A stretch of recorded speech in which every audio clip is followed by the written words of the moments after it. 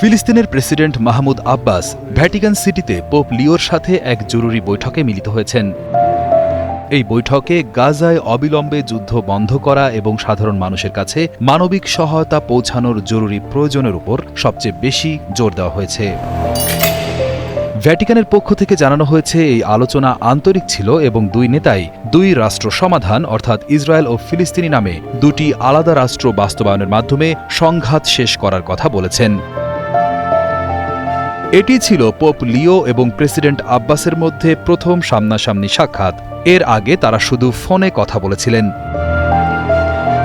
এই সফরের আরেকটি গুরুত্বপূর্ণ দিক ছিল প্রয়াত পোপ ফ্রান্সিসের প্রতি আব্বাসের শ্রদ্ধা নিবেদন।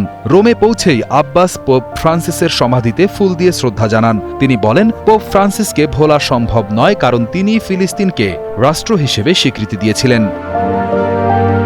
এই সফরটি ভ্যাটিকান ও ফিলিস্তিনের মধ্যে সই হওয়া 10 বছরের পুরনো একটি চুক্তির বর্ষপূর্তিও উদযাপন করেছে। 2015 সালে স্বাক্ষরিত এই চুক্তিতে ফিলিস্তিনিদের আত্মনিয়ন্ত্রণের অধিকার এবং দুই রাষ্ট্রের সমাধানের বিষয়ে উভয় পক্ষের প্রতিশ্রুতিও ব্যক্ত করা হয়েছে।